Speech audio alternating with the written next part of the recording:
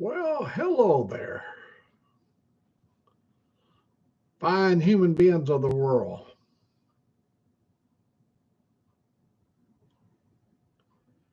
Had a very productive day today.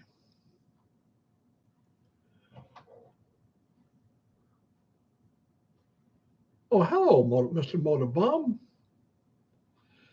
Um, I did a little bit of rework on my antenna system. I've got an outdoor antenna, and I went on the internet and I traced down. I've got there's two units out there, but they've got two antennas each. And they're on different portions of the band. They got all kinds of names. Hey, brown chicken. Oh, I won't get that probably till summer. It's scheduled said spring, but I talked to them. They're going to lay all of County Road 5, and didn't I couldn't get them to commit that they're going to lay my county road next, which is adjacent. It runs right into it, but at least we're closer. We've never even had any hopes of it. Now we've got hopes. But anyhow, I rearranged my cables, was able to get on a different band. I did this in the last hour. My TV has been off most all day. The computer's been down. But when I changed the antennas over, I noticed an improvement. The the speed is the speed is a lot faster, upload and download. I'm truly excited about getting the fiber optics. I was just hoping they'd get a cable out here.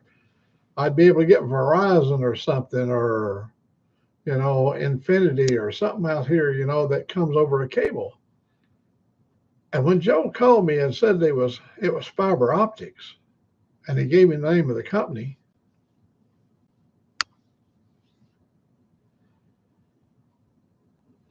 well, I thought I'd just change up. I paid a lot of money for those antennas out there, but they wasn't bought for this unit. They was bought for another unit. But the idea is that there's two established bands, but there's frequencies within those bands, and so there's normally 4 antennas or 6 antennas in the cluster. Now mine is a pole mounted 30 feet up, and anyhow, we just see how long it stays on. I can see, it looks like the quality, I can see myself. So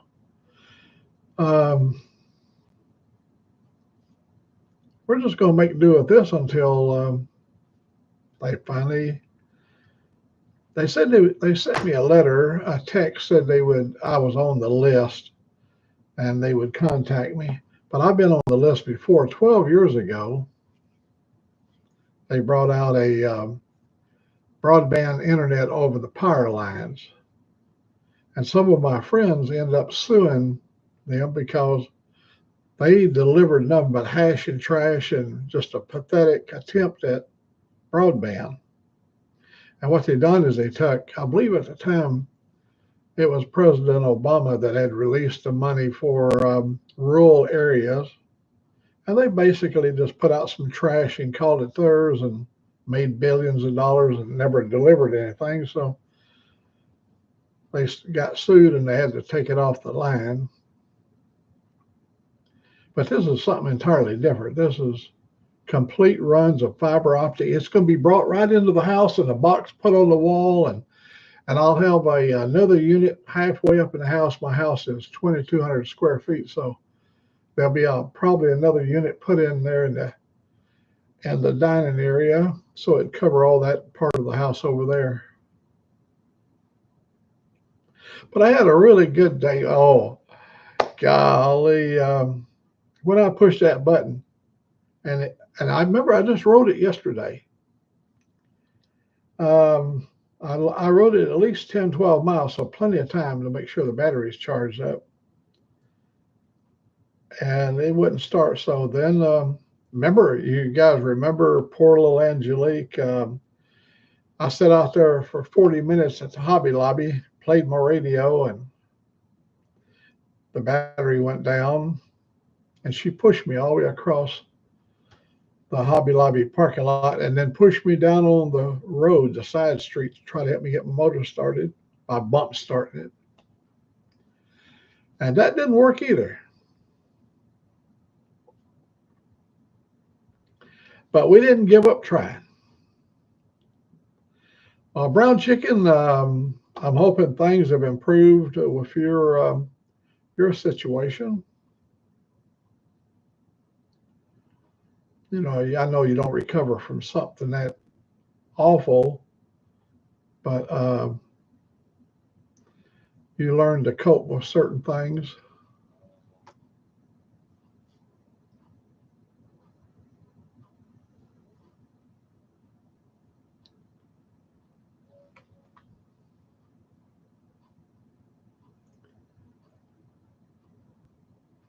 How did your day go, Mother Mom?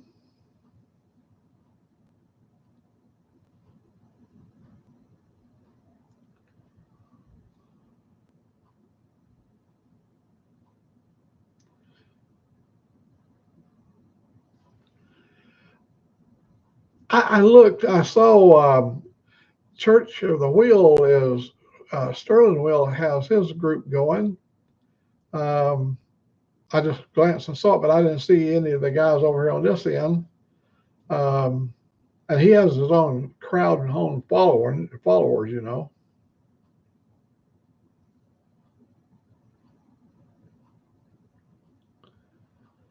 I saw Hooligan out riding his bike this week.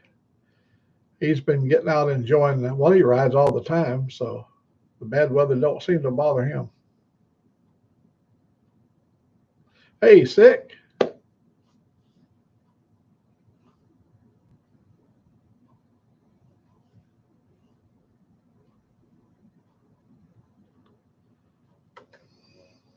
And Frogzilla.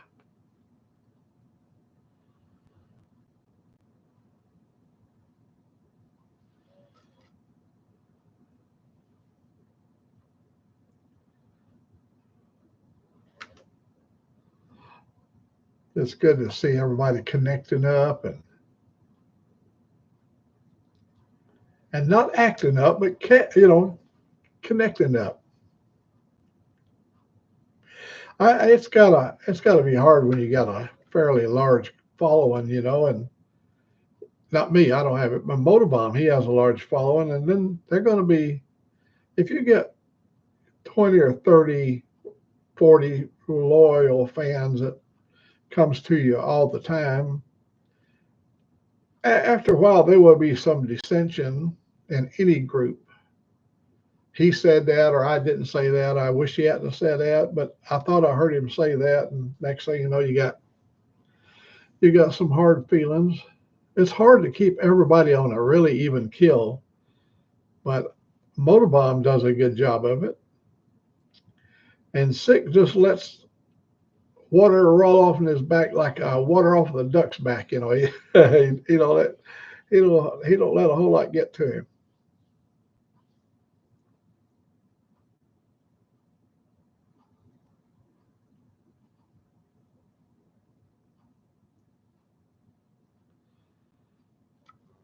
Oh, I can imagine. Well, I remember one time when you had like 9 people or 10, 12 people or whatever you had up there. Hello, Ray Gregory. I noticed that they had to come up with a deal where you waved your hand where you wanted to speak because I'm bad about talking at the same time somebody else talks, and you get 3 or 4 people like me, and pretty soon you just got them all talking, and that's got to be the ringmaster of that is you got to have some skill sets. I blamed everything on you today, Ray Gregory. I watched you movie this morning. You talked about Katie Bug. I think it was her trike needed a battery. And even though I went for a ride yesterday, hello, Dying Breed. I went for a ride yesterday, the battery was dead. You know how it is, Ray. If you got something in the cells there, you can have that battery to test positive. It's just absolutely as about as good a battery you're going to get. And the time that you're going to need it the most, that's the day it don't start. I'd never be able to trust it. After Angelique had to push the bike up there on New Year's Day. Was it New Year's? Yeah, New Year's. We were going to get a battery then, but we put it off until this morning when that thing didn't start, or this afternoon. It was afternoon. When that thing wouldn't start, I hopped in the truck and ran, got a battery, and you guys saw the video. Honey, you want to come in and wave at the boys? Yeah, I'll let you keep talking. Well, you can just float around the back and just give them a little wave. I'm good. Yeah, okay. She's watching the movie. We watched the movie too, her and I did. That Louis Dreyfus, some kind of little comedy that she had on. We watched that tonight, and it was boring. Oh, thank you, Ray. I really appreciate you watching it. I thought about, after you'd done the whole thing, how long it would have took. It's boring to watch somebody take a seat off. And another thing, I tend to get exasperated when I can't get the squeeze that, reach down inside there and squeeze. The new backrest, they got a little thing you push down and it goes, oh man, it makes it really nice. But this style, you have to squeeze it and then pull it up out of there, or squeeze it and put it back into the slot and then let go of it so it expands out and locks into place. And my hand just won't hardly fit down inside that little hole. We got it in there. We got it, but had to do a little bit of straining to get it in there.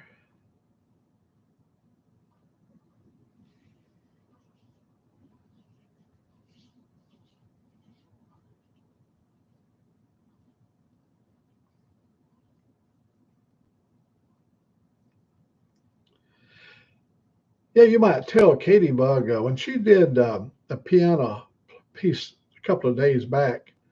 That was Furley's song that I really love. I just love the way it flows.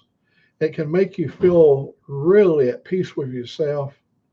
And Beethoven, he had such extraordinary talent for writing music and bringing this stuff out.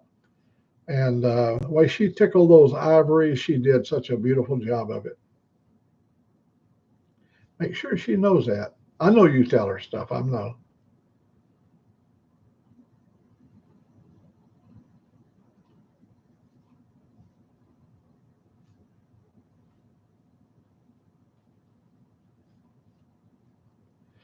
Well, we got a few people in here, and it's really good to see friends and neighbors gathering up.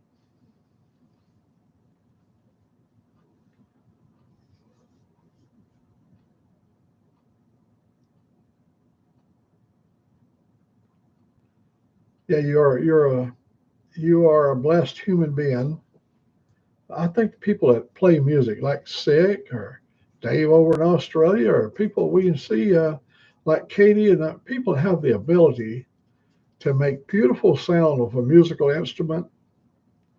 They're just blessed.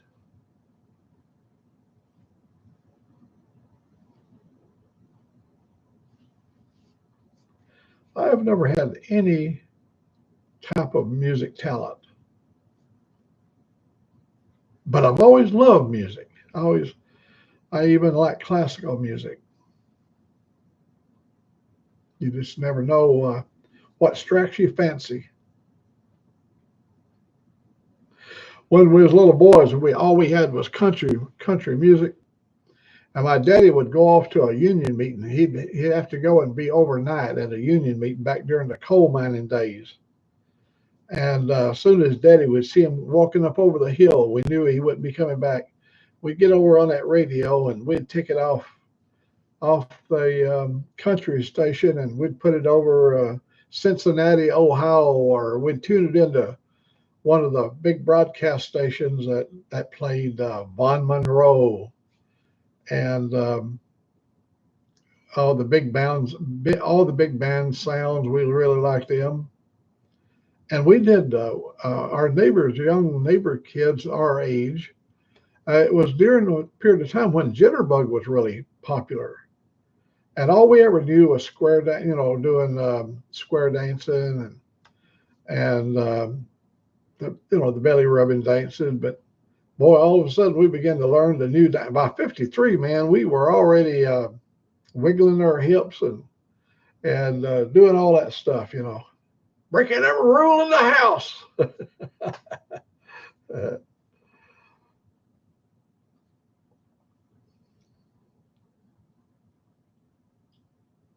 oh, sick, yeah, drums. Hey, the people that put the beat right there, man, giving me a beat. When they say give me a beat, they don't turn to the piano player. They look over at the guy that got them sticks in his hand. Give me a beat. I saw Spike Jones. Spike Jones, I saw him in the 50s in Reno, Nevada.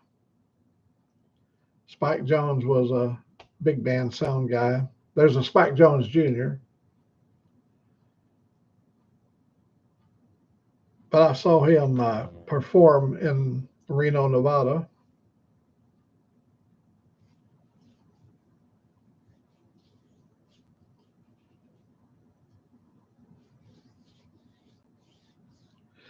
Well, I tell you, guys, and I hope it makes some of the folks up. Hey, Salty Badger.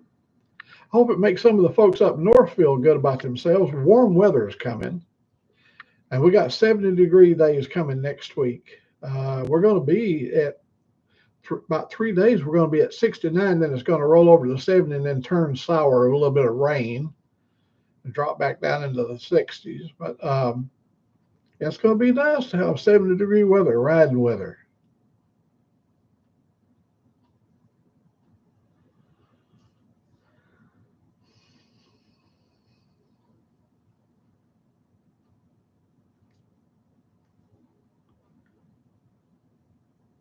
I love Salty. I like Salty Badger. His startup of his show. I like that. I like Moto's start of his show. You guys put a lot of thought in that.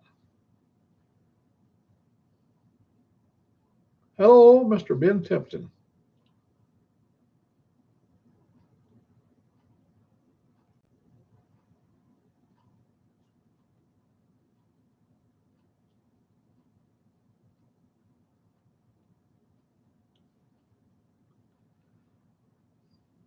I didn't get to see much of you today, Sick. I not only did we go to town, but we went and had lunch. And time we got through with that, and then we came back and put that battery in.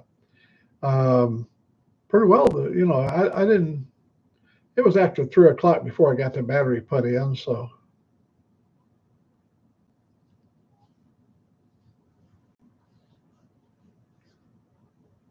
you guys, Motorbomb and Salty Badger, both of you guys practice the 5 Ps. The 5 Ps of a great production. Prior planning prevents piss poor performance.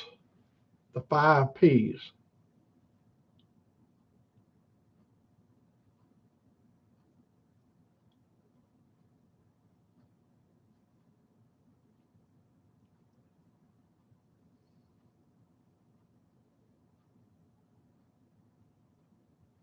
Oh no! Oh, I did see. I saw Ray. He took a live ride, but I didn't get to see your live ride. I'm going to tell you, to be honest now, I don't want to mislead you. When I do have another life, when I'm not doing this radio stuff, I like racing, and I've been watching Sick Week. Sick Week is where they start up in Georgia, and they hit 4 or 5. It's a 1,000-mile trip. They go all the way down to Bradenton, Florida, and then all the way back up to Georgia. and they do that in 1 week of racing. And the car, whatever car you're racing, has to be towed. All of your equipment. It cannot be trailered. It has to be driven on the road. Oh, I like it, man. Oh man. Well, you saw Tom Bailey. Tom Bailey's got a beautiful car, a Pro Mod, and he smoked that thing down there, 5,000 horsepower, and he just lost it, but he didn't lose it. He when he made his minute correction, he went across the line all the way almost to the wall, but he was able to get it done, get it back without tearing it up. And as you saw that little CUDA, there's a little purple looking CUDA. It hit the wall down there. I mean, it wasn't a pretty sight. Tore that sucker up. And I've been watching Cletus McFarlane Racing, the Freedom Factory boys. They've been doing a challenge. You buy $7,500. You're allowed to spend $7,500 on a car, and you got to enter it into Sick Week, and you got to run 5 days with that car. But you got to stay within that $7,500 budget.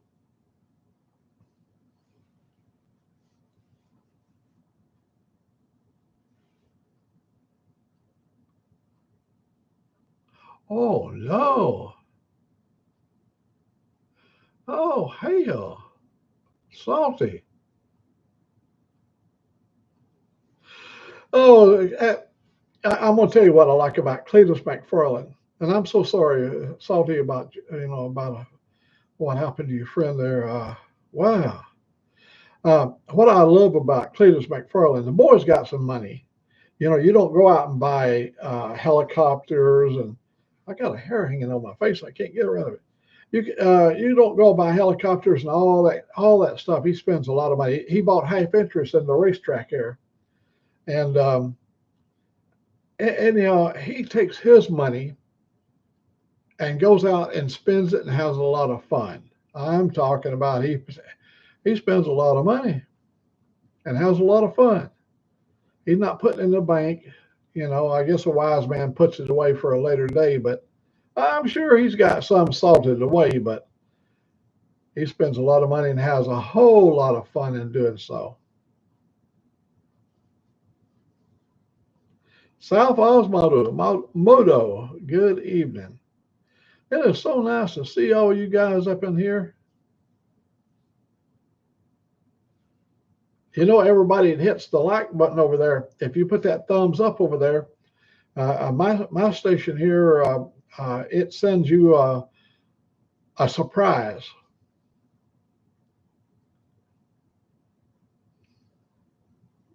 You'll be surprised if you get it.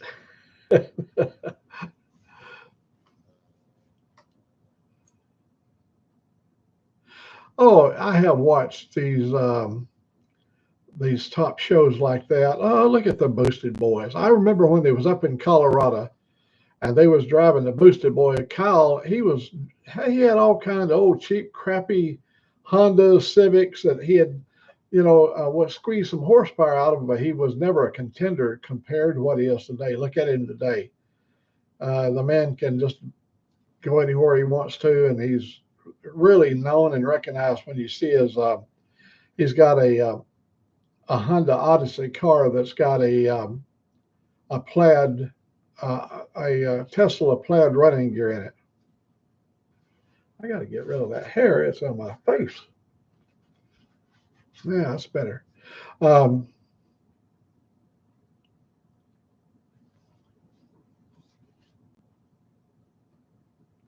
That's what close friends do. That's what they do there, Salty, is people, they want to see the completion of the project and they'll hop in and do things like that. Yeah, there's still a lot of that stuff going around. People that respects one another and helps other people.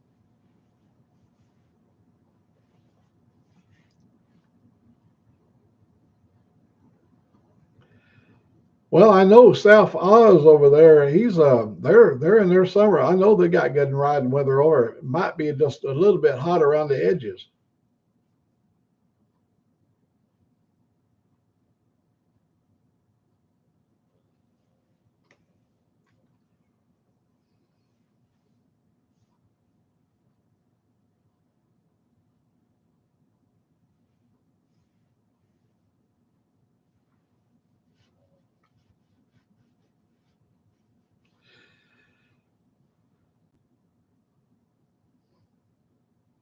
Yeah, we took a ride over to our nearest little town over there, and oh, my truck that I went in to get the battery, it was totally out of gas. The light had already come on, and I had like 36 miles left on the tank, so that's what it said on the counting down meter. But I drove it over there and put 27 gallons of gas in it. 27 gallons in a 28-gallon tank. So I was low.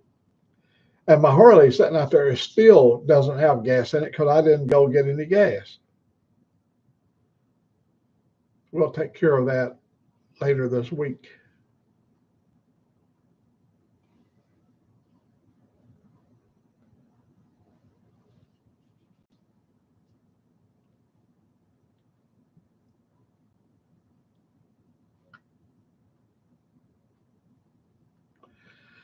Oh yeah, the guys that doing sick week, you could go out there and see these great big old turbochargers blowing out. They got like a 6-inch diameter exhaust, and they're just bellowing white. Heat off their condensation, and it's just you can see everything is just at the verge of freezing. It was, but it took a turn for the better. It started drying stuff out, and they're starting to race again.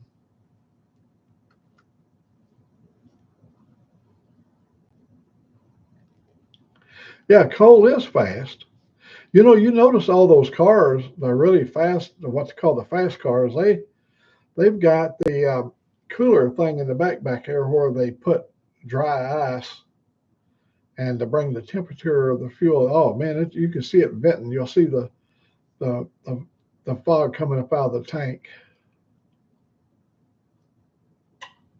That's one of the things we used to do when we was racing back in our days was we had put clothespins on the gas line going up to the 4 barrel, put wooden clothespins, and that wood would extract the heat off that copper line and made the fuel more denser, so you could pack more fuel into that holly.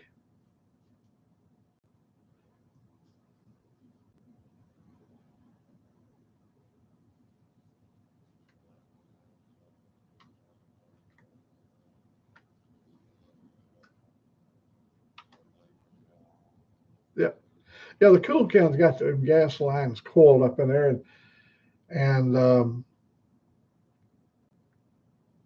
I noticed almost all the fast running cars that got that. We way back in the even in the 60s, they came up with a cool can that was under the hood, and you could cool off your gas line in several different ways. But now they've taken a really good look at it, and they know the colder you make that fuel, the more you can pack in, especially with fuel injection, where you can with that pump get up like 2,600 pounds of pressure and break that fuel down to the most tiny, minute particles that give the most power.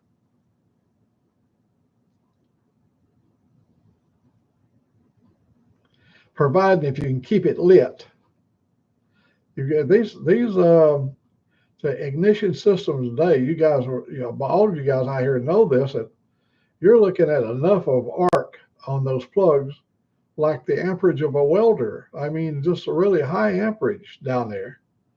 That to burn that fuel, the amount of fuel they're running through on those cars, especially the blown cars or the turbocharged cars, where you're packing a lot of air in there, you've got to keep that stuff lit. You see dragsters. When dragsters go, sometimes as soon as they get maybe 60 feet, 100 feet off the line, you'll see one or two cylinders go out and happen, and you'll see it pumping nothing but gas out the cylinder. I follow Clay Milligan a lot, and he's always losing cylinders. What I like about his show is that they break it down and explain every detail, every aspect of what he does inside the cockpit in his fuel dragster. He explains everything inside there. There's so many things going on inside the cockpit.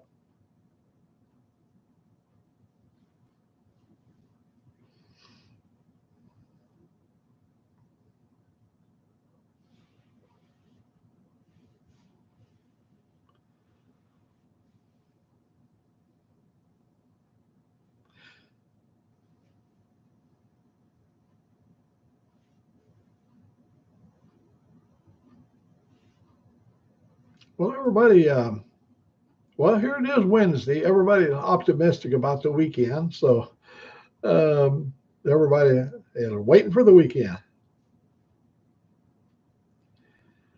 Because the weather looks like it's changing fast.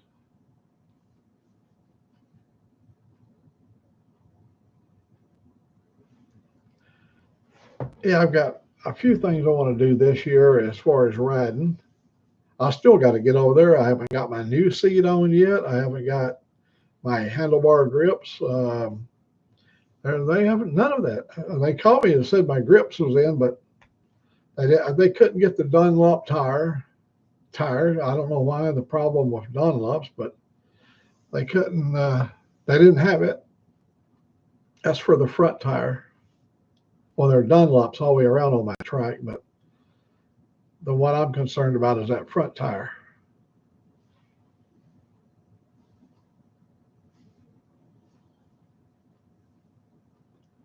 Diane Breed, I don't know if I've ever asked you, what part of the country are you in?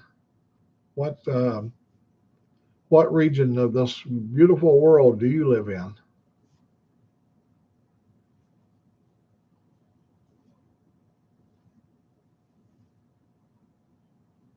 Oh, well, my God, you're down there. You're Ray Gregory's up north of you up there, so you're over in the Peach State, Glenville, Georgia. Thank you very much.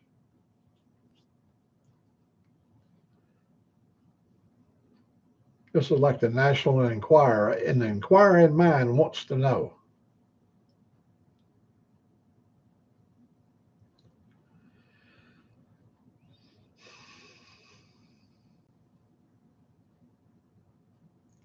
I went to Valdosta, Georgia one time when I was driving over the road. I didn't deliver in Valdosta, Georgia. I stopped over there. It was during the onion harvest. And they were back in them days, they were selling a lot of onions on the side road, like these little stands.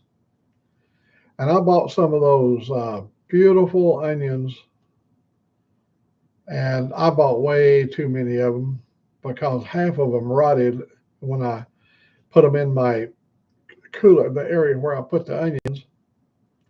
Um, we couldn't eat them fast enough. I think I bought a 50-pound bag.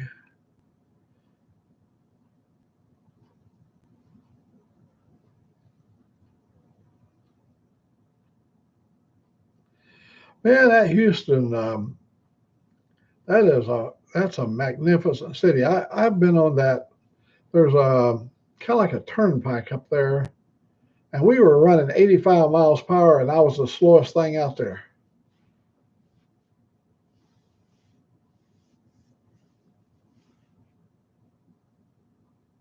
Oh, 921. That's some good speed. Yeah. Small block 427. I really like that. I mean, back when a long time ago, you had to have a big block if you had a 427. Then they began to Siamese the head, the cylinder where you're, close spacing and was able to get bigger bores squeezed in tighter together.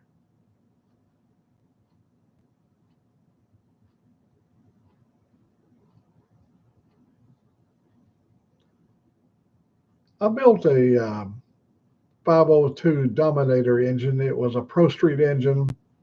I put it in a 68 GMC short wheelbase, and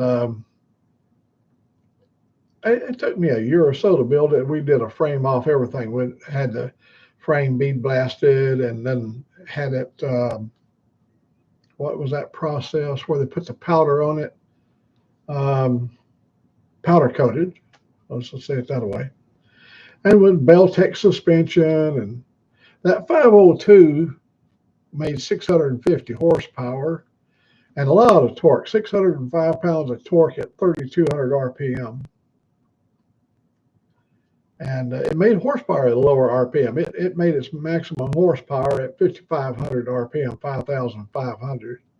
But you take 502 cubic inch and you spin it up, up in that range there, you're moving a lot of mass.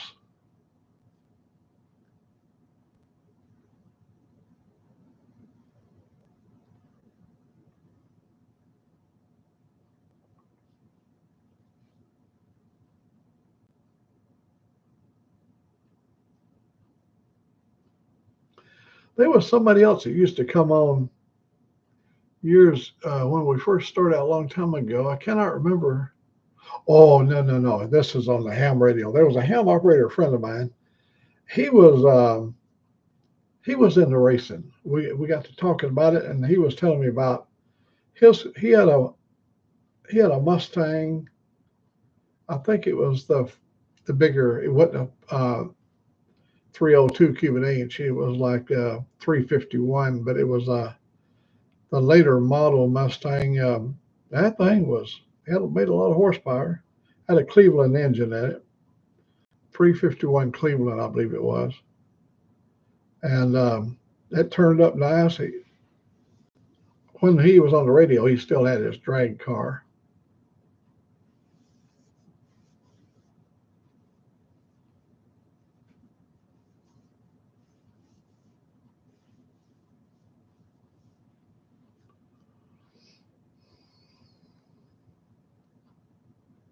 '75 to 80 degrees at South Moto's South Oz Moto there.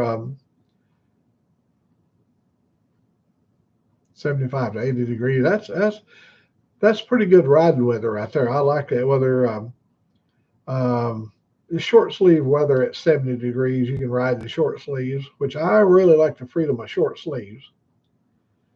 Um, and then later, as you go along, you're riding in short sleeve, you'll find yourself holding your arms up, to get air under your short sleeve to cool your body off. uh,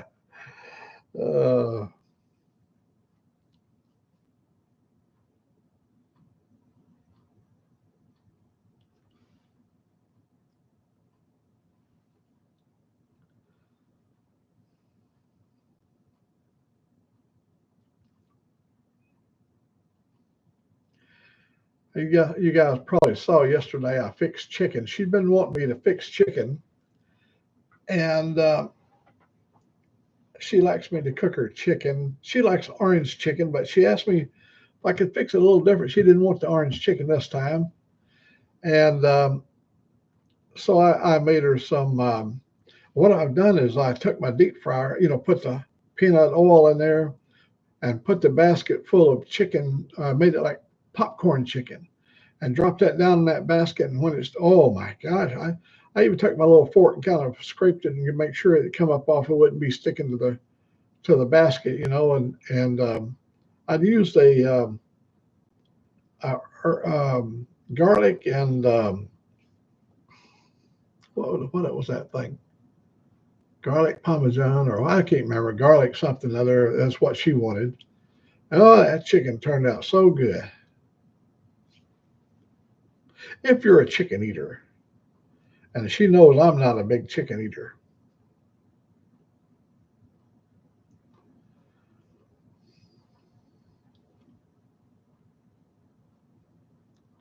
She can eat chicken every day. She loves it. I had one of those today for lunch. I had one of those, not honey. It's a brand new Frisco sandwich at Hardee's. What the hell is that thing called? Candid, Candid bacon burger, Candid bacon. And it was the Frisco style, and it's beautiful. It tasted so good. I eat mine with quite a bit of gusto.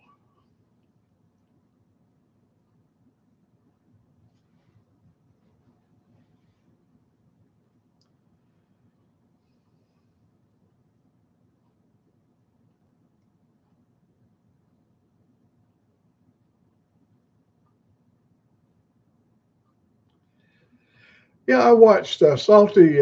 I watched that cow from the Boosted Boys take and run his little Odyssey, Honda Odyssey van. He turned a 904, 904. So way down, in that, yeah, 904. And he, at the miles per hour is like 149. It was one more mile per hour, and he would have had to have air parachutes and all the other stuff that you got to have. And there is Rod B.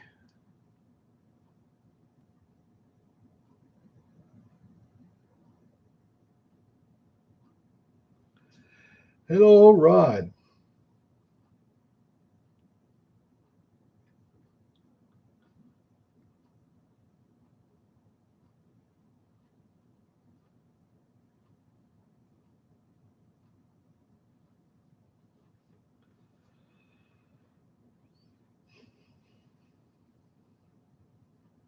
You're getting closer to your time to start heading overseas, and you got to be excited. I wouldn't be hardly be able to sleep a night if I knew that I had a trip planned up that far away in advance, and I'd stay wide awake until that. I'd make myself sick, um, worrying about not worrying, but anxiously looking forward to that trip.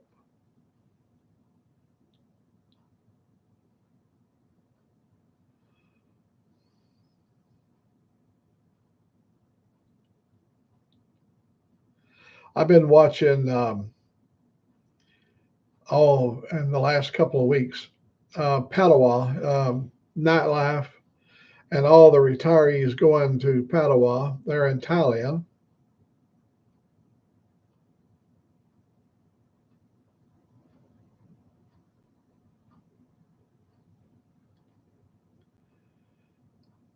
Yeah, man, you got to keep your senses about you, because you give up a lot of your rights that you have as a Australian citizen, and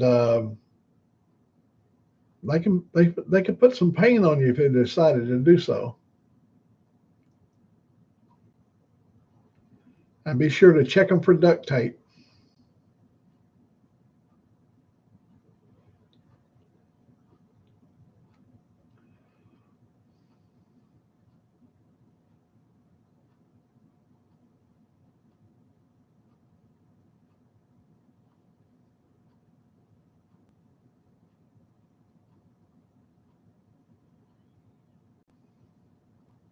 Yeah, how many shots do you have to get, Rod?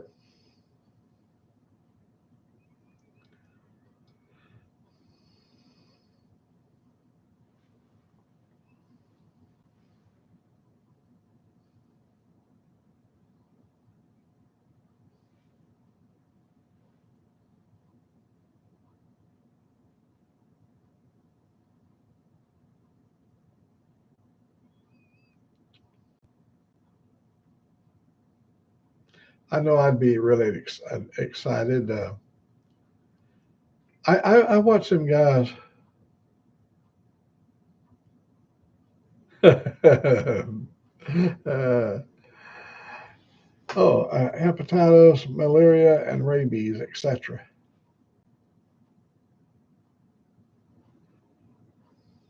Can you get a shot for what is those other things you have to watch out for? What is those other things? Starts with an S.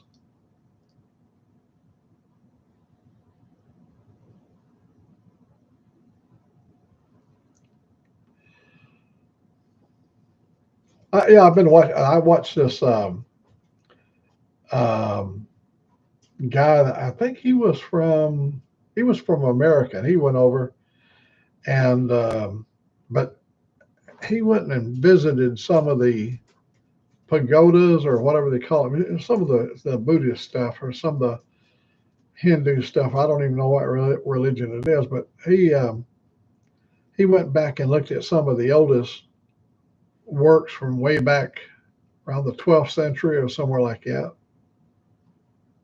or maybe older.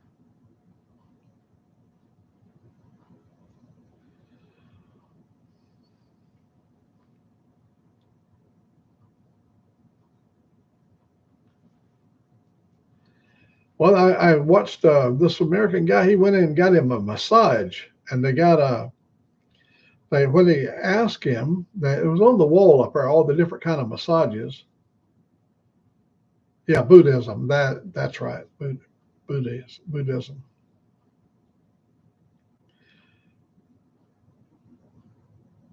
Yeah, and so he chose the one that is supposed to bring you the most pleasure. And this guy comes in, and he looked like a sumo wrestler, big, heavy, chunky guy, you know.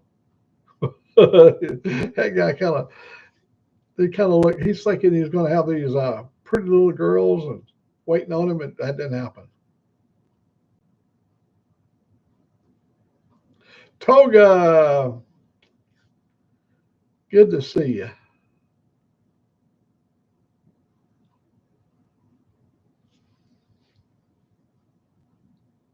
Oh, good night, Motorbomb.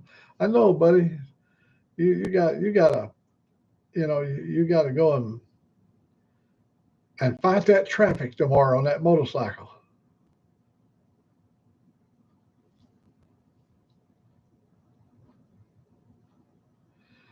Oi, oi.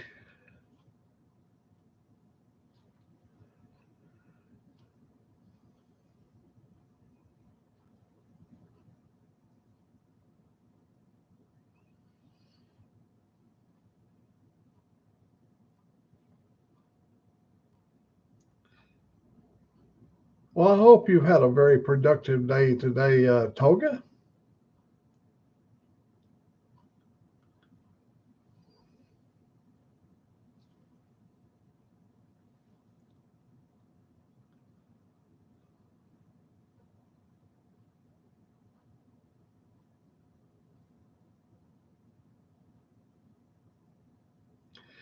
We had a most beautiful day here today. In fact, right now, oh, I got it. The phone already turned off. Reason I try to, well, I got the TV going, but I got the phone turned off. Trying to make sure that my Wi-Fi doesn't go away. I wonder, can I check my? Let me see if I can do this. I don't know if that will take me. I don't know if I can do this. Oh, maybe I can. I'm gonna do the speed test right while we're broadcasting out of Birmingham, Alabama. Got 17 pings. It ain't gonna be good. Well, 100 197, 98, 201, 202, 27, 209, 210, 211. Upload and download. 18 to 20 so far.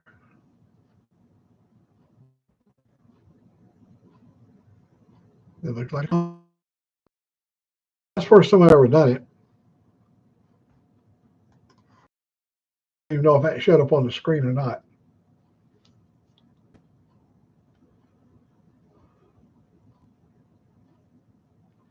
Oh, 6:38 in the morning there. Well, at first, I don't know if you're a coffee drinker, but that first cup of coffee every day.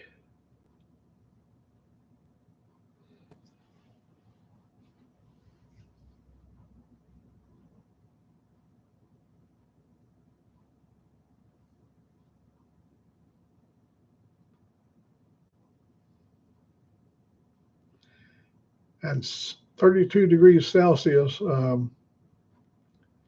there where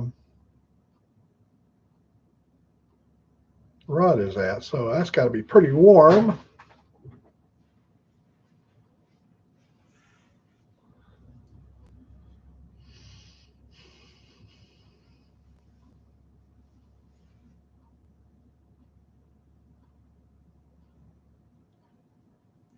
I remember when we used to have a watering hole we always went to after work, and I didn't get off until midnight, 12 o'clock straight up and down.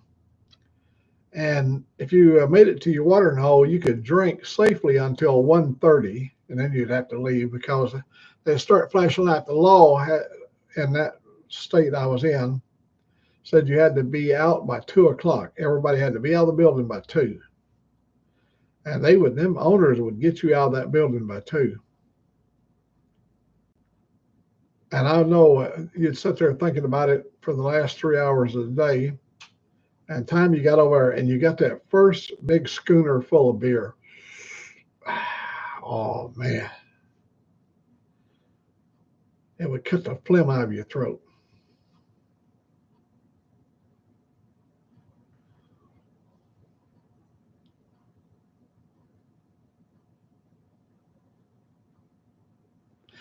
Do you guys, in your high heat areas, does the people of Australia, I think more so in the probably outback or in the bush or probably in the rural areas, probably would take a siesta or take a break, rest, um, to get through the heat of the afternoon?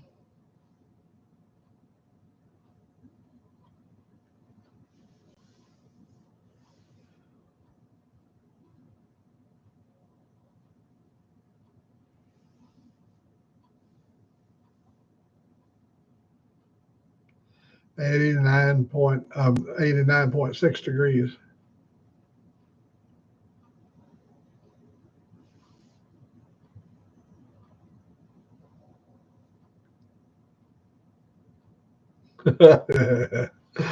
Hey, let me tell you about a drink I had one time that not a drink, but drinks.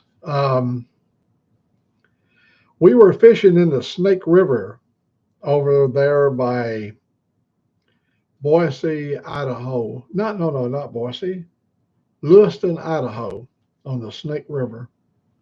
But we was on the Washington side. I'd be on the west banks of the Snake River, and on the other side of the river was Idaho. And we set up. We was right below the dam. We was right below the dam, and we was actually trying to get sturgeon. Sturgeon, a fairly large fish, and but there's a lot of cutthroats and steelheads and stuff like that in there.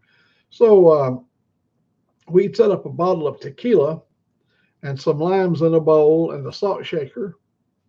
And so the rule was nobody gets a drink until the first fish. And whoever gets the first fish, he gets his drink and he gets to pour everybody else a drink. And so I don't remember who got the first fish, but that bottle had been sitting there. Temperature was 90 in the high 90s, but it was on a metal table, one of them fold out tables. And that heat from that table, that bottle was hot to the touch. So when we poured the shot of tequila, when they poured it, and when you swallowed it, you couldn't feel it going down. You could not feel it going down. All you could feel was boom, the explosion when it got down to wherever it was going.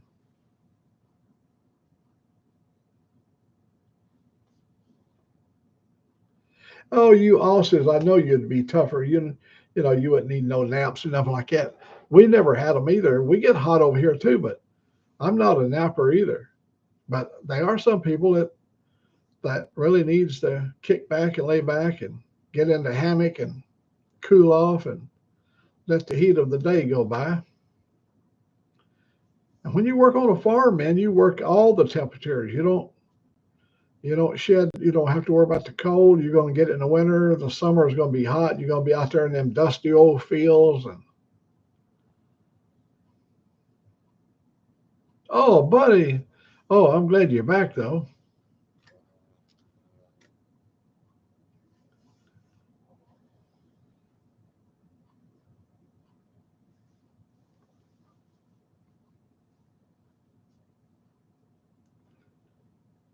A lot of times when you have a solo show like this, where you're by yourself, I enjoy watching the conversation that takes place over there. There's a lot of people chatting back and forth, and you can see all that stuff that's going on over there. And yeah, that's a big part of the show is your people that's chatting.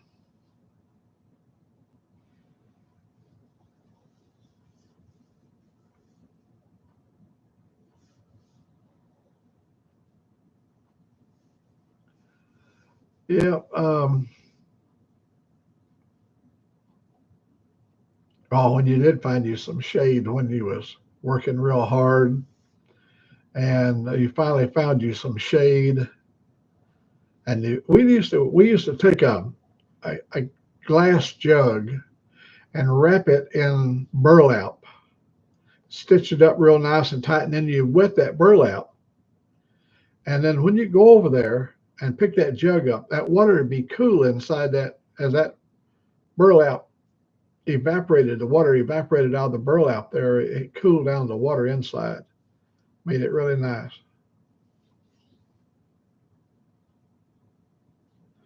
Yeah, I think yeah, European countries. I know down in Central America, all down through there, siesta is it's a recognized thing.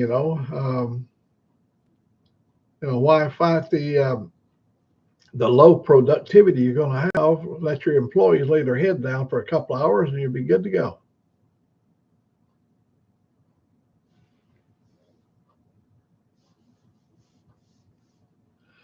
I just think they just had a better idea. We're too productive, Americans. Here's what happens to us. We work till we die. We work, and actually, if you're a really good productive worker, you ain't never gonna have to worry about drawing your pension or drawing any kind of money later because you done burned yourself out.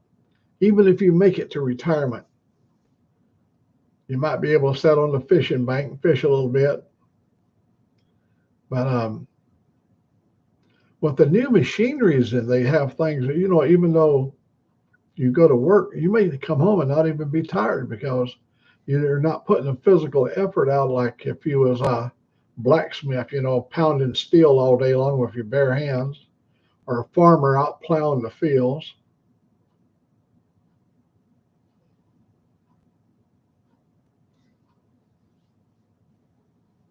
Or working behind the tar and gravel truck on the highway, that hot boiling tar coming out of the back area that's 96 degrees. God, that'd be hot. Well, Frog, tell us, how is everything going in your world?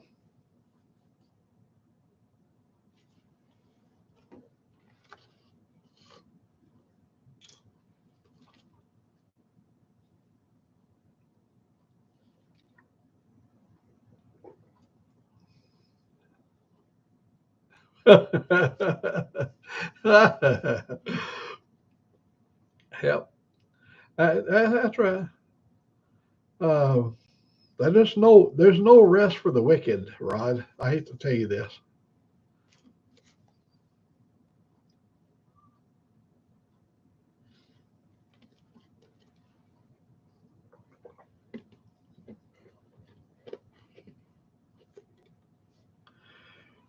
I tell you what has happened to me. I'd be out and I'd be doing like cutting trees and stuff around here and running a chainsaw and burn up a lot of energy. And I'd come in around 4:30, and she'd have something fixed for me, and I'd eat some supper. And I'd get over on the couch. Well, I wouldn't get on this couch. I'd get on the one up there in the front part of the house. And I'd sit there for a little bit and try to get involved in a TV show. And next thing you know, I'd go to sleep. Well, just a few minutes of that kind of sleep, you ain't gonna sleep a wink that night. I don't. I'd be wide awake, waiting for the snow to melt. It's gonna be going away pretty quick.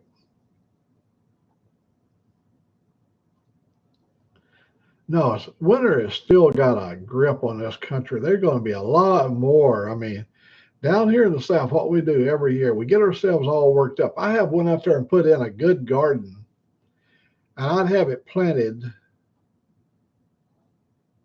probably late March, early April. I'd have it all planted. And on the 15th of April, it would drop down to 21 degrees and kill everything in the garden. All my tomato plants, pepper plants. I mean, just be wilted. Little heads be hanging over, just be dead. I'd have to go and redo all of that.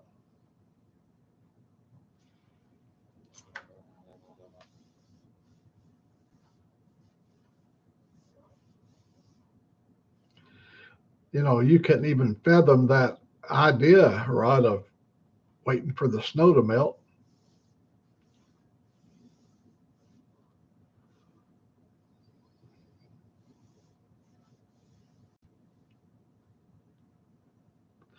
Well, we learned after we lost a few crops here, we learned to wait towards the end of April and to be safe.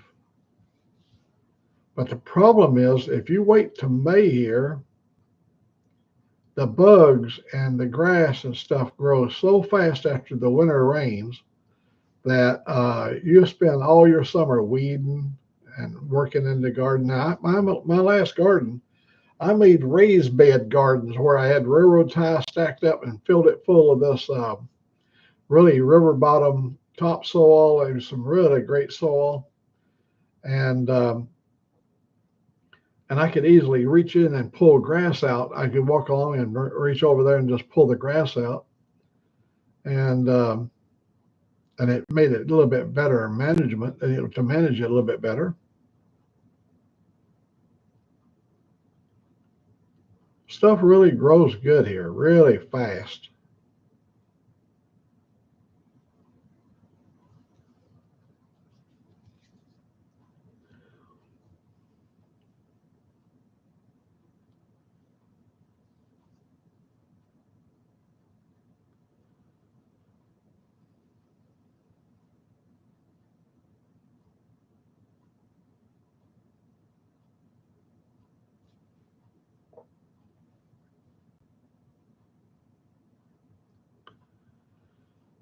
That'd be some coal. Yeah, down there where you're at, I mean, uh, you're not that far away from Antarctica. I mean, if you look at it as far as going south, so yeah,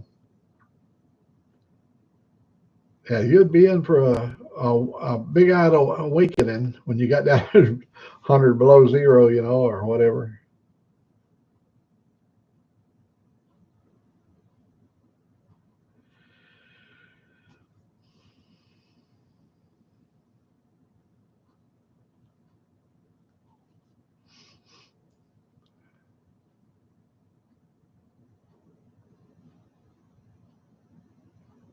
Yeah, Rod, you could go down there in like a Super Beetle, Volkswagen Super Beetle, 68 Volkswagen Super Beetle, and run all over the Antarctic, making sure you don't fall into a crevasse.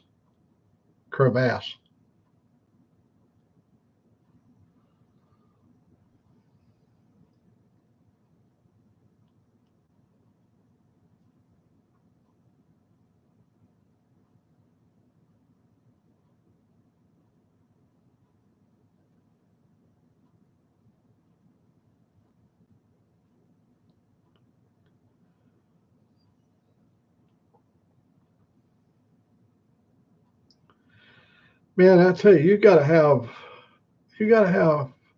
what it takes to be a cab driver in some of these bigger cities, especially when you work in airport traffic and stuff, and you're gonna from time to time you're gonna get some crazies in your cab, and they seem to survive. There's some crazies out there.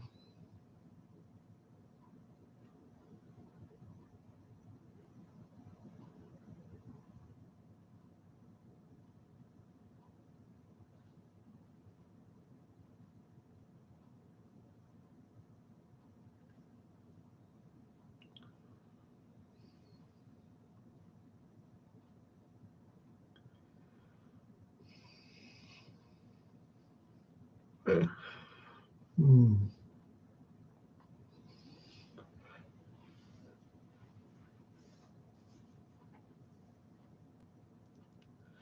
Well, Toga, you got to see my little town yesterday. I tell you, I live in the woods. You can see I'm out here in the woods.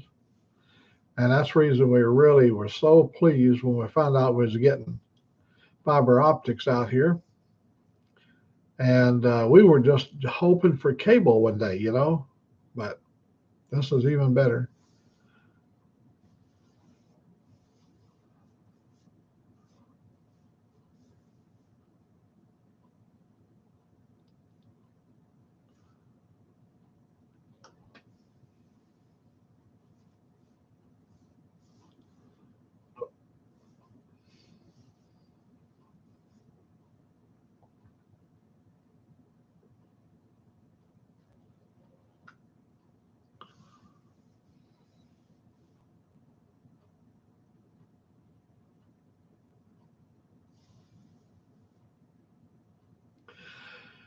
You know what? I like that little store over there. It's closed. Um, the husband died, and the wife didn't want her to keep running it. And I bet you, if you had a Geiger counter and went around that place, you know they got to be some old coins around there because. But down both sides of the store, people usually left and walked down the sides of the store to go to different places in the little town. At one time, it was a thriving community, and now we're not even considered a community. Where we don't have a post office. They moved it 19 miles away, and yeah, almost everything. There's no stores over there left anymore.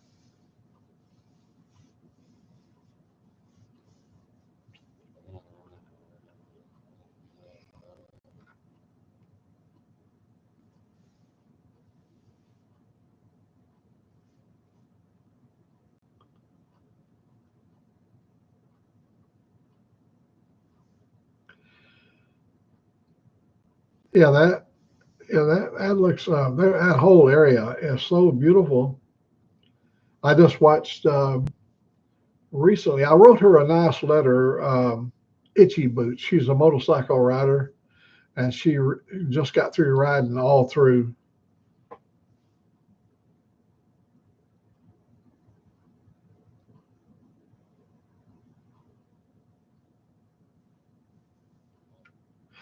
5 o'clock tomorrow. Let me see.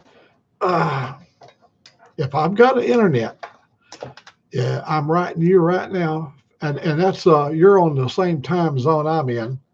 I think you are. So at 5 p.m., I do get a notice from you, but sometimes I can't. I get the notice here that you're going to be on, but I can't get on.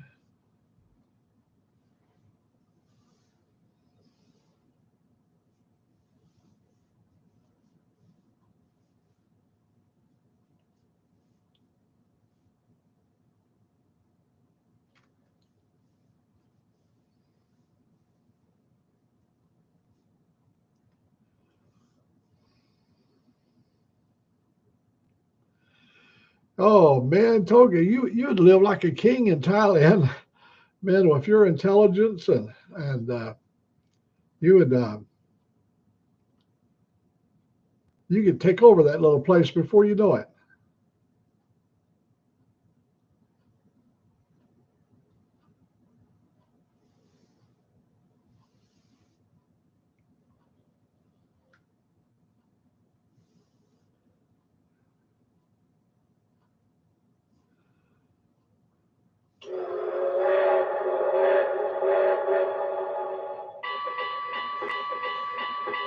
Thank you very much, Salty. I will give it the my very best shot to be there.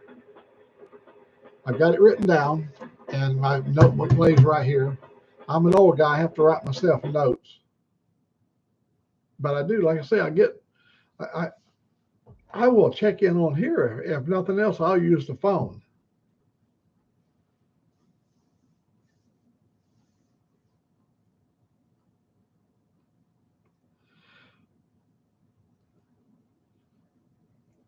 Yeah, peace and tranquility. Ron Finch. Ooh, Ron Finch. I can't say that I do know him. I if he's in any of the magazines, um, I have probably read about him.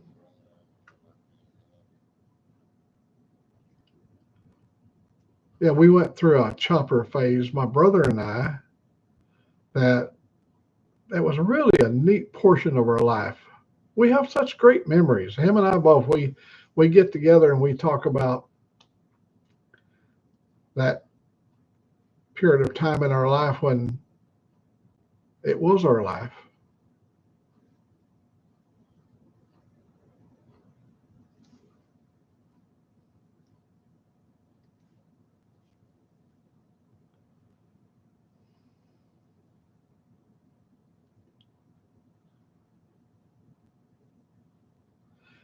I know I can rest assured I have probably seen his work.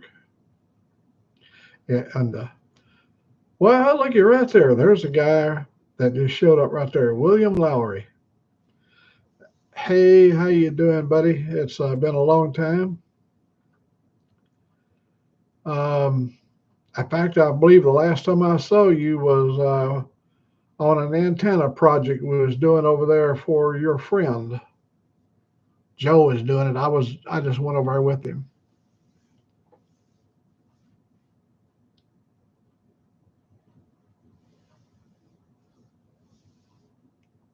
I hope your health has been good. I know you had some health scares here a few years back, but I haven't heard anything. And usually when I don't hear anything about somebody that I know for a long period of time, that's usually not a good sign. But I'm so happy to see you're still on the green side.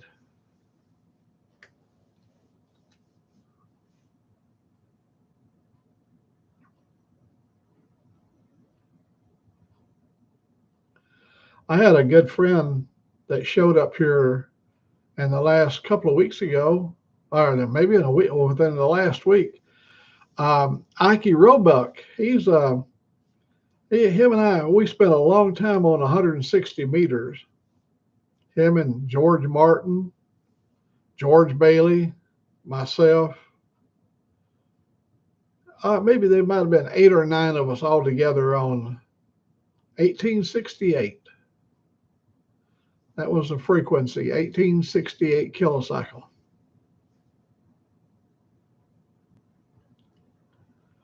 And he was on the air here on here with us on live one day, and it was good to see that he's retired and he's enjoying his good life.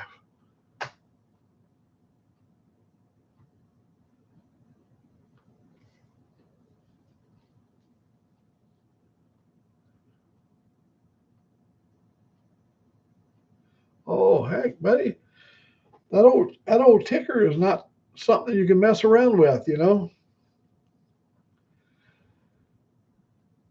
good Lord, when He designed you,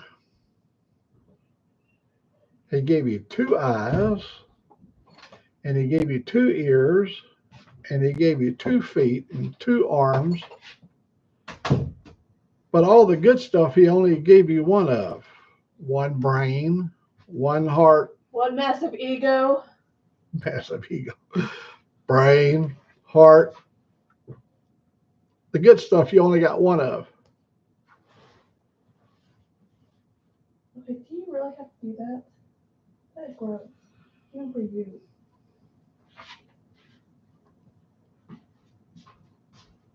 Okay. Oh, I know a lot of people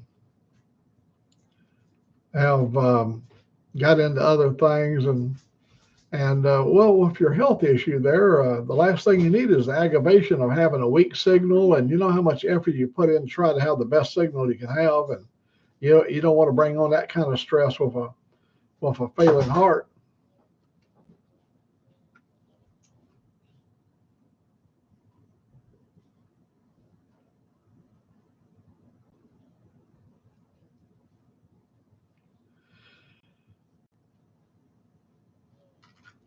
Toga, what is the age of your father, Toga?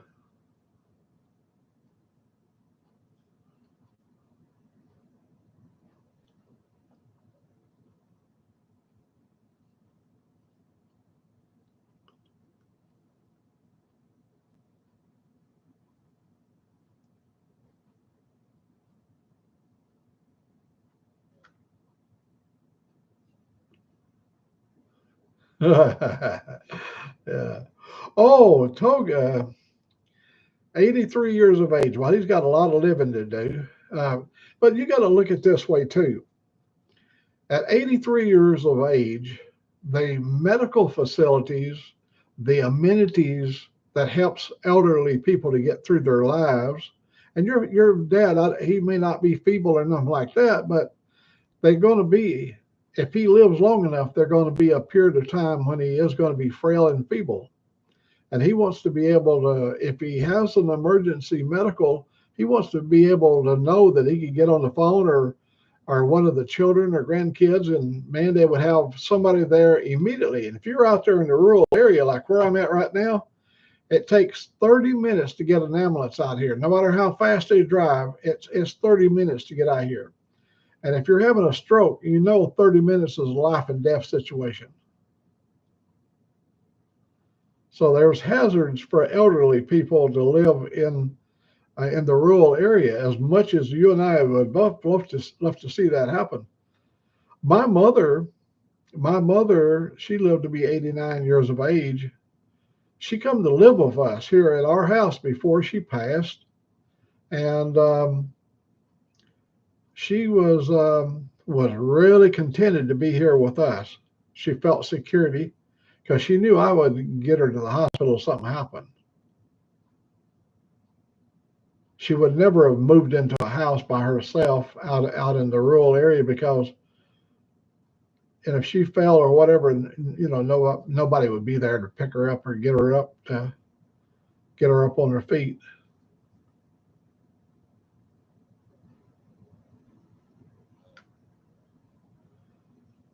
Oh yeah, so, yeah. You gotta think about both of your parents. Yeah, you gotta think about both of your parents. You just think about this. Don't feel like you're being selfish when you're wanting to live that dream life of a rural village. Your father and mother have lived their lives, and I'm not saying this for being selfish, but you you got to think about Toga too. What it would take for Toga to have quality of life after leaving years of work.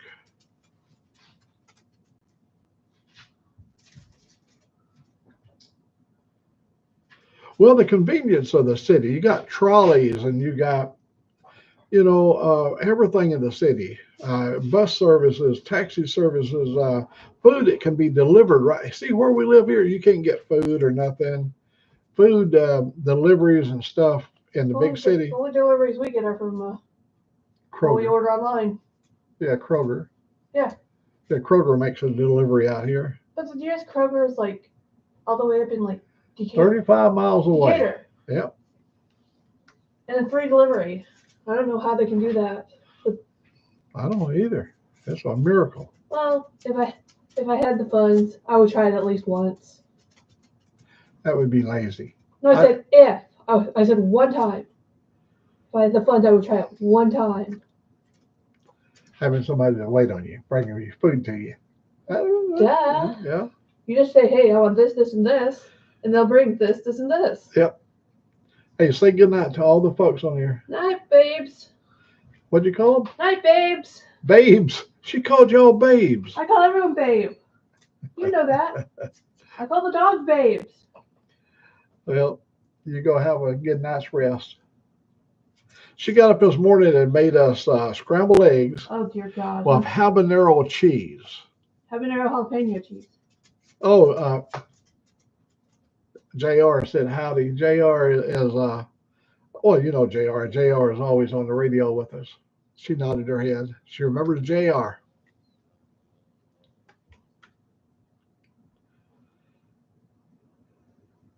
Babes. I should. That's my grandpa's name. You got to, huh? I should know. I should remember that's my grandpa's name. JR.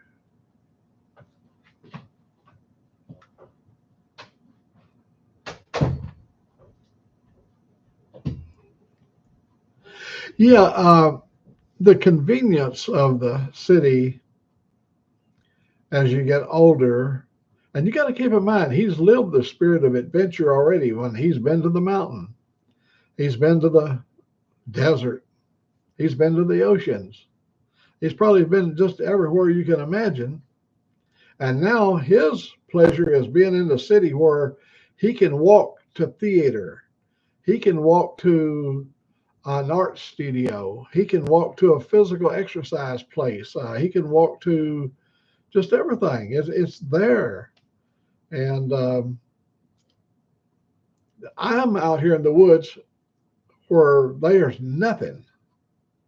And that's the way we choose it to be that. We have chosen to be that way. And and we're going to be that way until they come and take me away.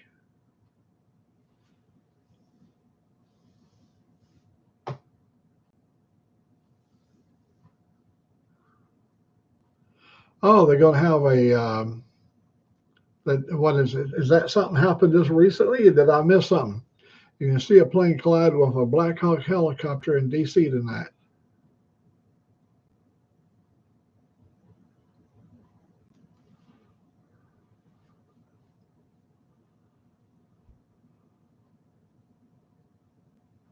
You walk to the strip club. Yeah, I don't think I don't think uh, Daddy Toga is going to let Daddy Toga's mama is not going to let him go to the strip club.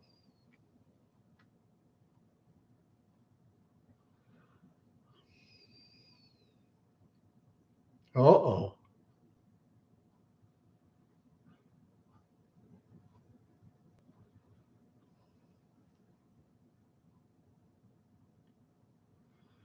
cruise the. Oh, that's cool, man. Man, if I had me one of them hover rounds or whatever, I'd put big tires on it, maybe even some spinner hubcaps on it. Drop it down low in the front.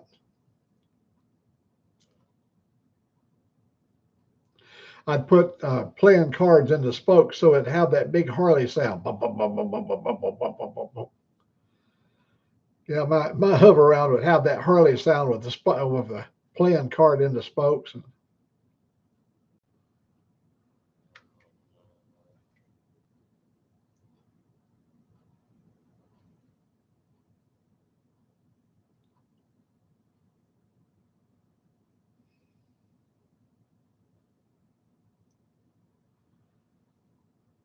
Oh, how about that?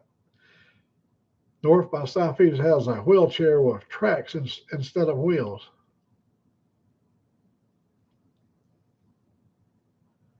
Yeah, you can go through sand or everything. You're not restricted.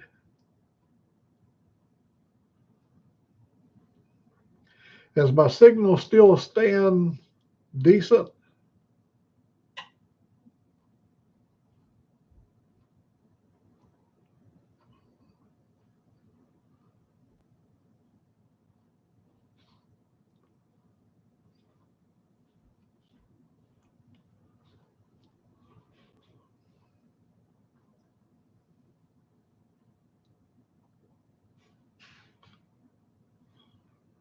Ah,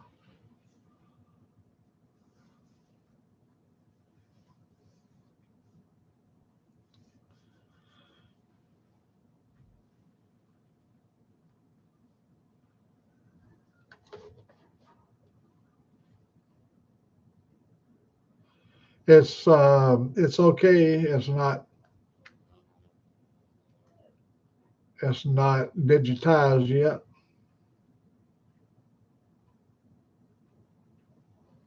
Good. I can. What I see in the screen here is not what you guys see. I know that because the camera's picking up and puts it right on my screen.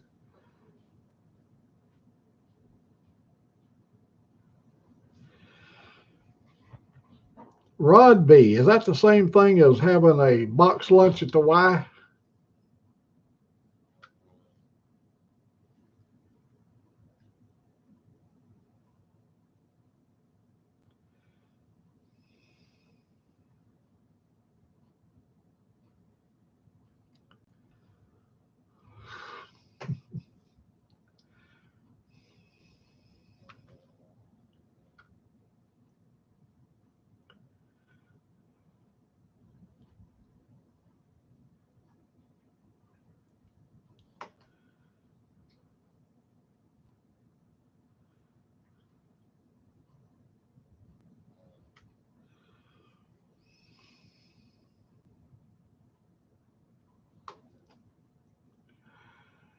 Uh, that is too funny.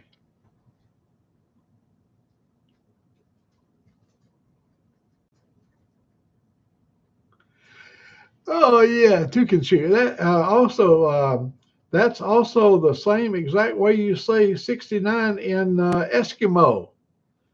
Toucan shoe.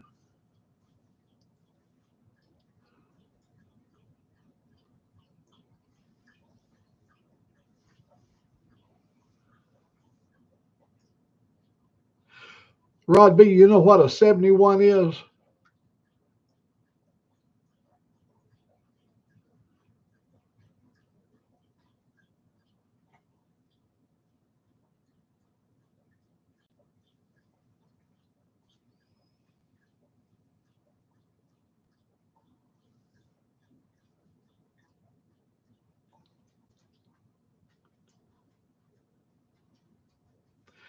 Rod B, a 71 is a 69 with two people watching.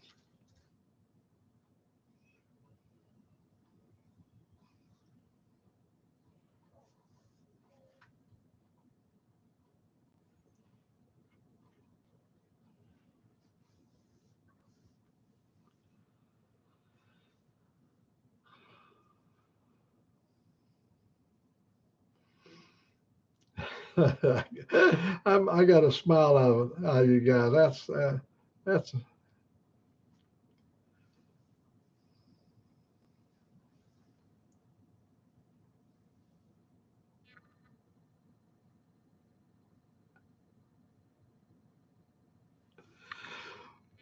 you know what salty badger. Do you know what relative humidity is? Relative humidity.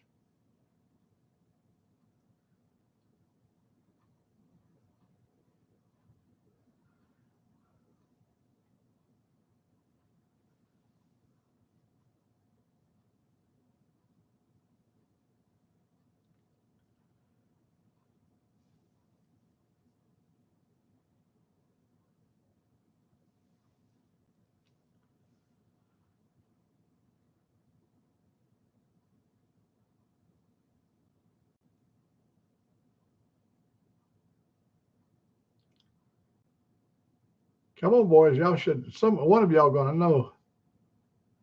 Relative humidity. That's relative humidity is the sweat dripping off on your cousin's back when you're doing her dog style.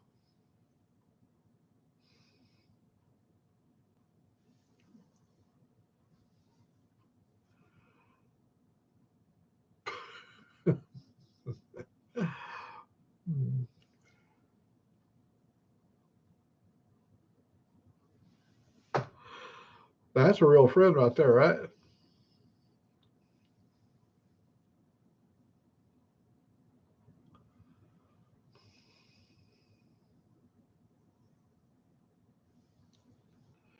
See, you learn so much on these podcasts. You didn't learn this kind of stuff when you was in elementary school. And that you remember when you was in elementary school, you they made you listen. You had to mind them. You had to sit there and listen to them. And you never learned good stuff like this in elementary school. You had to wait till you got on a podcast many decades later.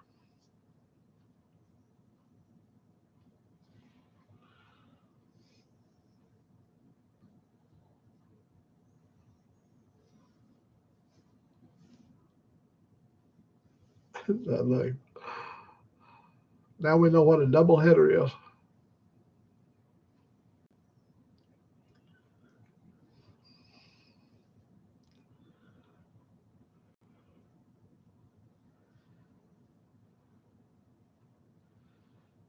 Yeah, buddy. There you go.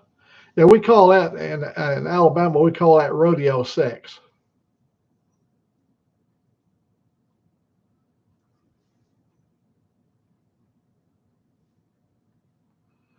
No, we were furthest away from technology. Being a coal miner's kid, one thing about it, we did learn how to take care of ourselves and not have any fear. Don't let nothing fear you. As long as you can see it and and you can protect yourself from it.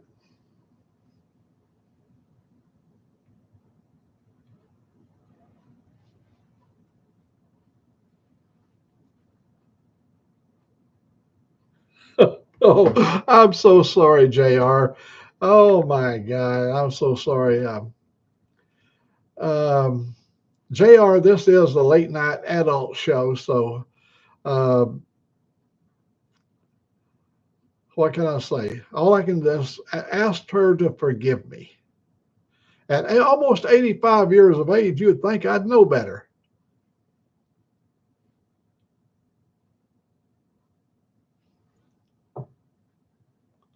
That's right, folks. This is the year I'm going to be talking about being 85 for quite a while because I'm going to be 85 in June. So, hell, the time is just clicking right on down the line. 85, 85, staying alive at 85.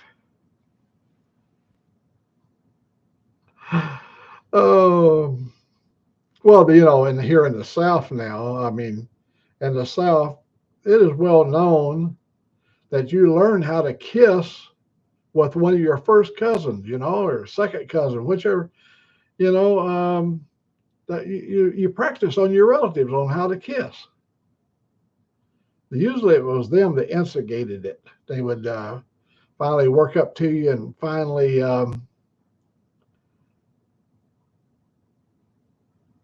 show you things that you can't believe of what was going on, being a little naive kid.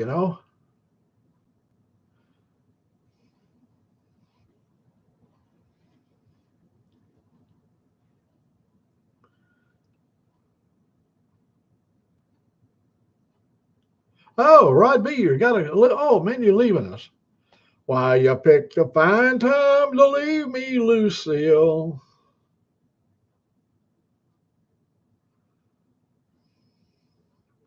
I'm starting to call him Lucille because when he gets over to Thailand, he may even take some duct tape and become a ladies man, lady man, not lady boy because he's too old for that. Can you imagine Rod B trying to pass off as a lady boy in Thailand with that monster beard all the way down to here, big old beard.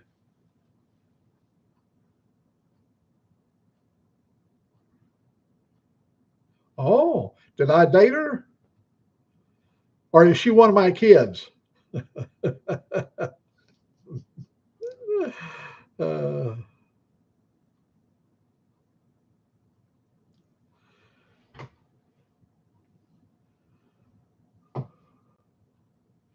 oh no.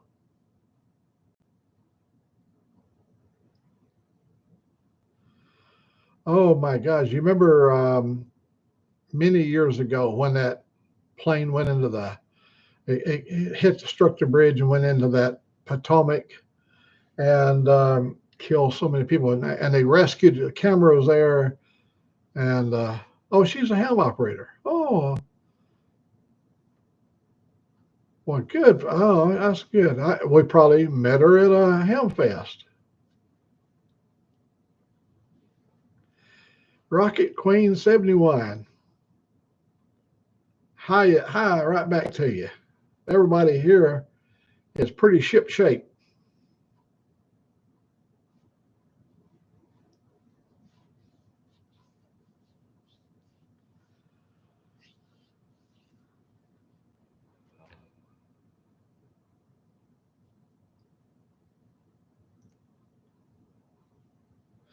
The name is really familiar.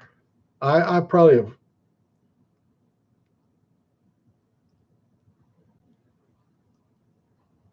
Oh, you got him a ham radio for Christmas.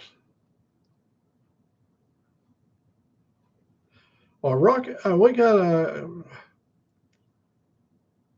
get him linked up there. I got a lot of videos of.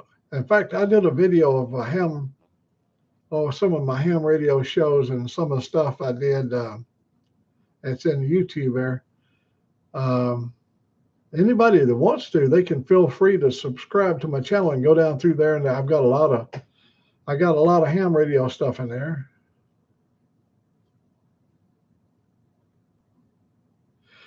Daryl, her, no, yes, I do remember it. Oh my God.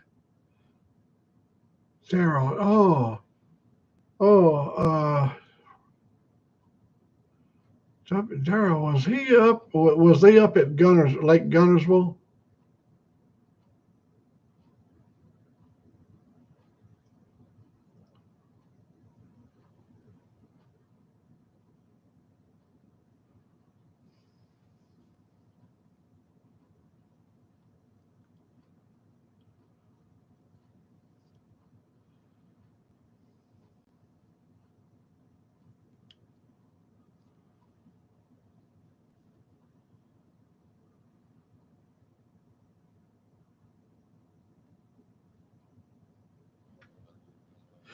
Oh my gosh. Well, my condolences.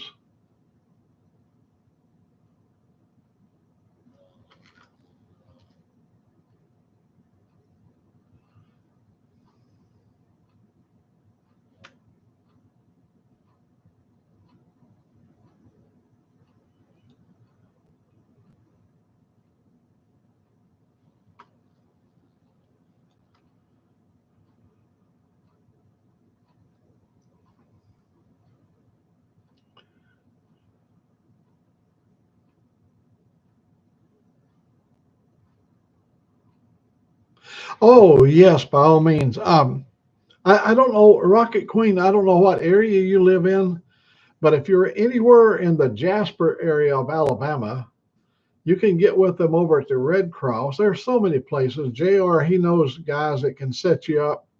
Jr. He knows people that can set you up. Yeah, he's gotta have a license, and if he's got a big radio now, if you just bought him like a handy talkie with a little rubber ducky antenna, he's still going to have a license, but he's going to be he could get a technician ticket.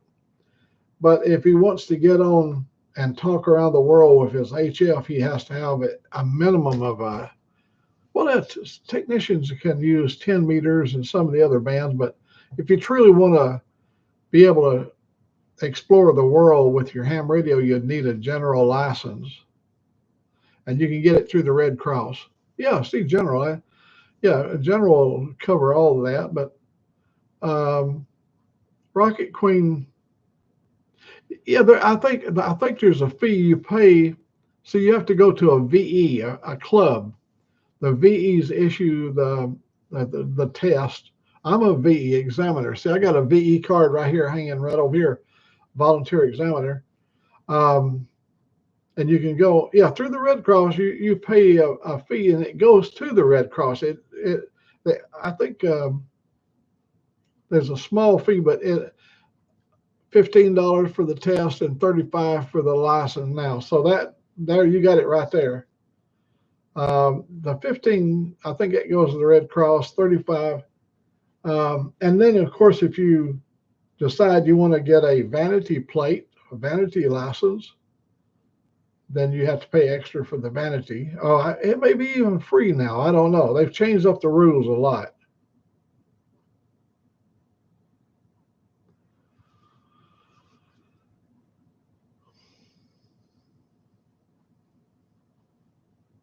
That's 35 for a vanity. Okay. See, that answered that question.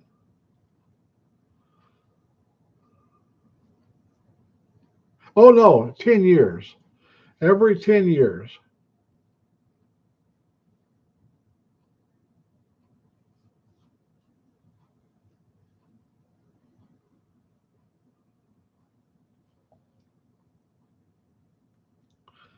My license are good till 26. I got to have them by my birthday of 26. But I'll just get mine through ARL or QRZ. You don't have to take the test over. Once you get them, you just renew your license. And so you don't have to go back and renew the test.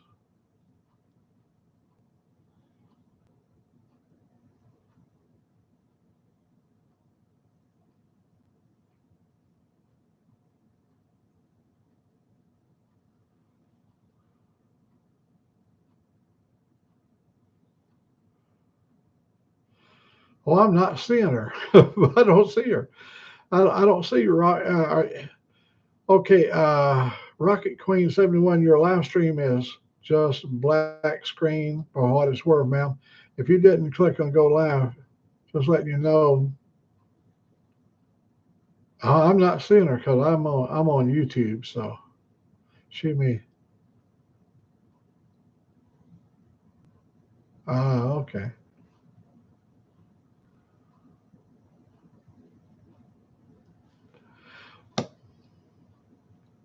All I see is me and the text.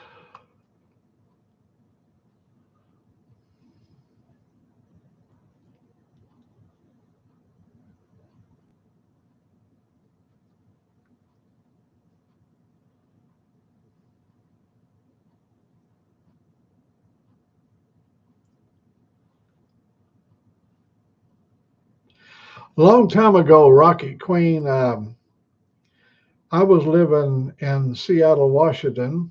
So when I was to get my novice ticket, I had to go up and we had to do 5 words a minute in the federal building in Seattle, Washington. And we had to go up there. And then when you wanted to get your general, you had to do the 13 words a minute. And back in the days, we had advanced class and then extra class. And as you moved up, you had to take more tests. And yeah, you had to have a technician. There was a technician examination and then general and advanced and then extra. Well, now they got it down to just 3 classes. So they've really made it a lot better, I think.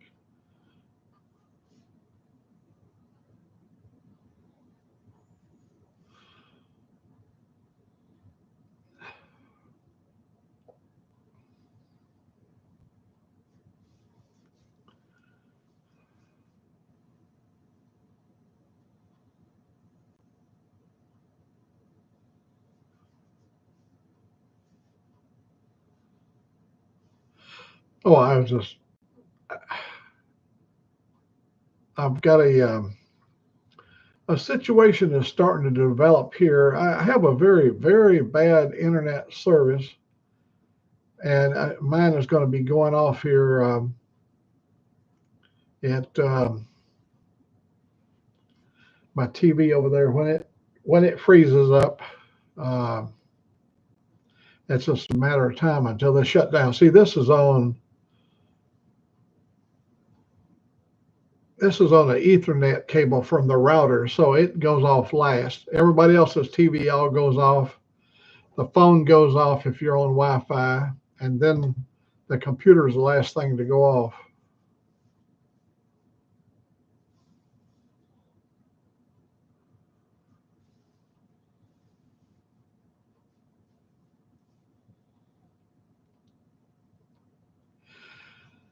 Let me do this before it shuts me down completely. I hate to do this. You guys, I got a nice group in here, and JR, let me say this. God bless you, man. Hang in there.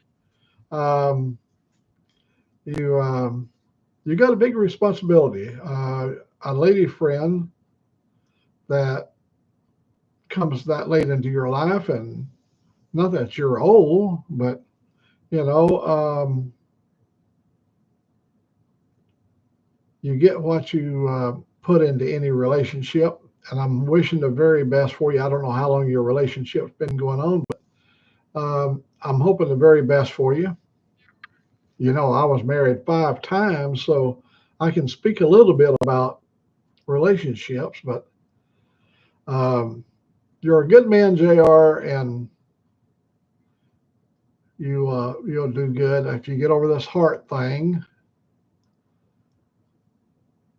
And Toga, man, I hope you find the perfect location. To me, I think Padua or Thailand would be, as young as you are, that would be the ideal place to be.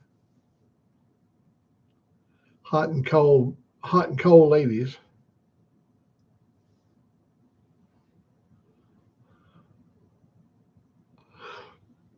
We're going to have that.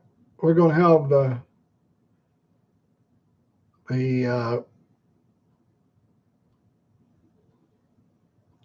the fiber optics up in here pretty soon. Well, let me go ahead before this thing's going to shut down. I know it is because um, she I think she's already went to bed, but usually when her TV's goes off, she comes in and see if I was doing something that made it go off. And please, Rocket Queen, you know the way back to this place, Frogzilla. You'll always have a place to sit at my table. Sick bastard. Um, we'll catch you in the morning.